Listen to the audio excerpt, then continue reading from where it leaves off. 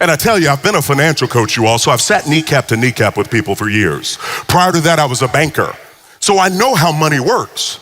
As a financial coach, I've run into some stories, you all, that are crazy. You know, there's some things that you see. For example, Michael and Donna. Michael and Donna, this was a couple I sat down with, you all, and they had come in to sit down with me and they were not focused.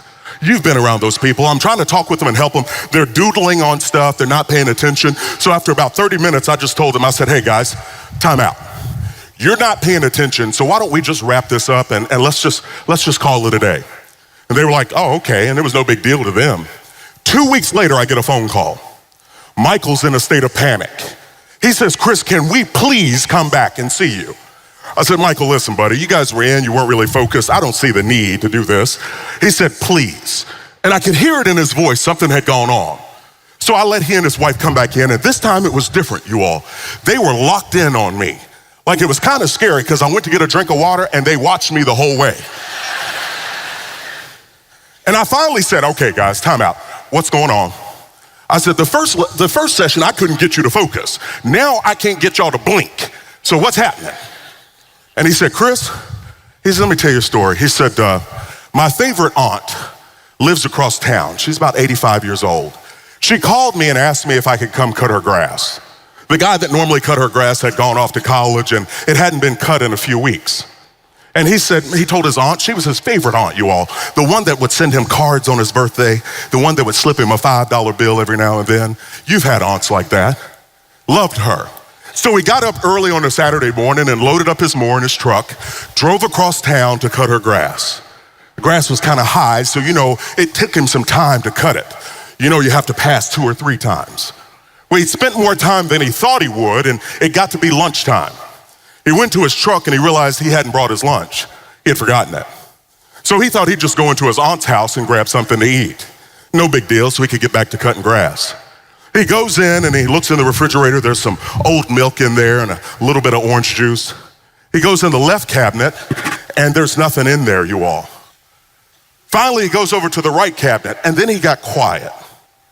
And he looked at me and I could tell something was happening.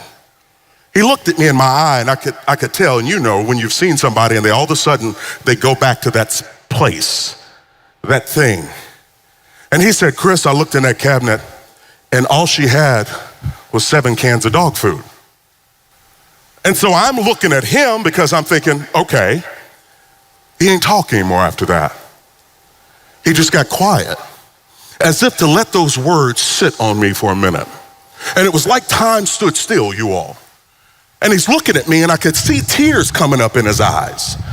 And I'm looking at him and I could tell he's emotional and I'm watching and the words start to sink into my head. She had 7 cans of dog food. Okay. Then he looks at me, never forget this.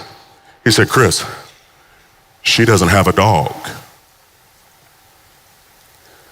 And I looked at him because I'm trying to, you see, he'd seen something he couldn't unsee.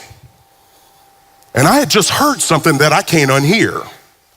And I'm looking at him in his eyes and he's looking at me in my eyes as if to say, come on, get the picture. This is what she was eating. I sat there looking at him and I did everything I could not to cry. Because the information is processing through my brain, but then it's hitting me in my heart. That's not okay. This is America we live in. This is the land of the free and the home of the brave. But if you don't wake up and get serious about retirement, it's going to feel more like the land of dreams forgotten and the home of the broke. We've got to get serious. This is not okay.